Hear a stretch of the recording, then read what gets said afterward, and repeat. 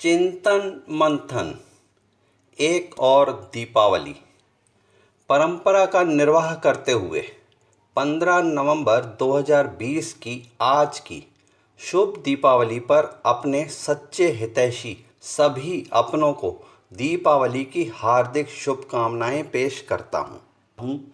परंपरा का निर्वाह करते हुए क्या परंपरा के आरंभ और उद्देश्य पर दृष्टिपात करते हुए हमें विचार मंथन नहीं करना चाहिए?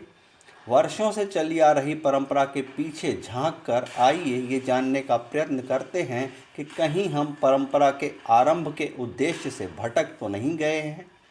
दिमागी गूगल के अनुसार मान्यता तो ये है कि भगवान श्री रामचंद्र जी लंका विजय के 21वें दिन अपना वनवास पूर्ण करके अयोध्या पधारे थे, तो उनके भव्य स्वागत हेतु पूरी अयोध्या नगरी को दीप प्रज्वलित करके जगमग किया गया था।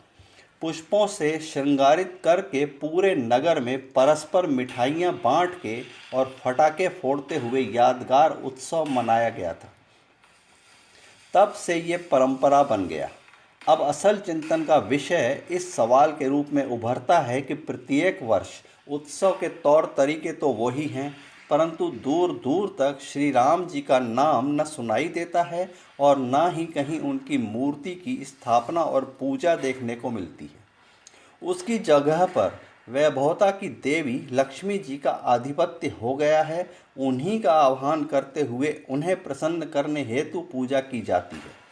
प्रत्यक्ष उद्देश्य लक्ष्मी पूजा ही नज़र में आता है। ऐसा क्यों? भटकते सवाल को शांत करने हेतु दिमागी गूगल का तर्क ये सामने आता है कि जिस दिन श्री राम जी अयोध्या लौटे थे, उसी तिथि पर वर्षों पूर्व से ही लक्ष्मी जी की पूजा परंपरा में थी। ये संजोग ही बना जो दोनों परंपरा की तिथि एक हो गई। सवाल की भटकती आत्मा पूर्ण शांत नहीं हो पाती, क्योंकि प्रति प्रश्न ये उभरता है कि दोनों परंपराओं का जन्मदिन एक है, पर श्री राम जी को भुलाकर हम केवल धन वैभव की देवी लक्ष्मी जी को ही प्रसन्न करने में क्यों जुट गए हैं? सवाल को भटकता छोड़कर विचार मंथन को दूसरे मुद्दे पर केंद्रित करते हैं।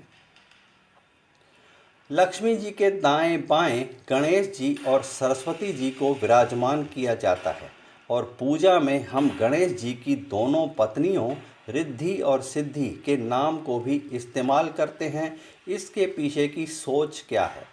दिमागी गूगल का कहना है कि चंचल लक्ष्मी जी की चंचलता को मर्यादा देने हेतु गणेश जी का विघ्नहर्ता का साफ सुथरा स्वरूप और सरस्वती जी का समझ व ज्ञान का प्रतीक स्वरूप लक्ष्मी जी को प्रभावित करने हेतु माध्यम माना गया है। लक्ष्मी जी उन्हीं पर प्रसन्न होंगी जो उचित मार्ग और समझ व ज्ञान का सहारा लेकर धनोपार्जन करेंगे। दिमागी गूगल का तर्क एक बार फिर विचार मंथन के परिणाम के संतुष्ट निष्कर्ष पर नहीं पहुंच रहा है, क्योंकि विकराल प्रश्न ये उभरता है कि समाज में इस मान्यता के विपरीत लक्ष्मी जी उन्हीं पर ज़्यादा ही प्रसन्न नजर आती हैं जो गैर रीति, अनीति, बेईमानी, भ्रष्टाचार, चोरी को माध्यम बनाकर धन अर्जित करते हैं। लक्ष्मी जी का वरद हस्त उन्हीं के सिर पर क्यों होता है?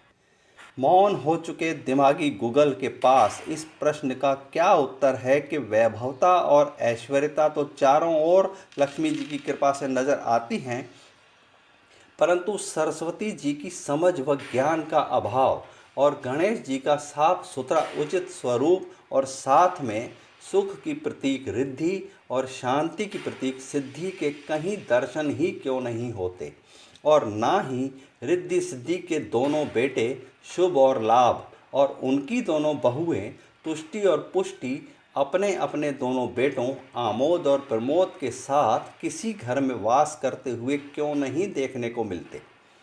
हमेशा के लिए भटकता सवाल यही है कि राम राज्य के मूल में सरस्वती और गणेश जी का प्रभुत्व और गणेश जी का पूरा परिवार रिद्धि सिद्धि यानी सुख शांति, शुभ लाभ, तुष्टि पुष्टि, आमोद प्रमोद, इन सब की गैर हाजिरी और केवल चंचल लक्ष्मी जी की ही हाजिरी हमें वैभवता व संपन्नता तो प्रदान कर रही हैं, परंतु हमारी मानवता की दरिद्रता दूर नहीं हो पा रही है। तब कैसे राम राज्य की कल्पना भी की जा सकती है। चिंतन मंथन का आज का परिणाम सवाल के रूप में भटकता छोड़कर किसी दिमागी गूगल के जवाब की अपेक्षा के साथ अगले वर्ष का इंतजार करते हैं। आप सबको दीपावली की हार्दिक शुभकामनाएं।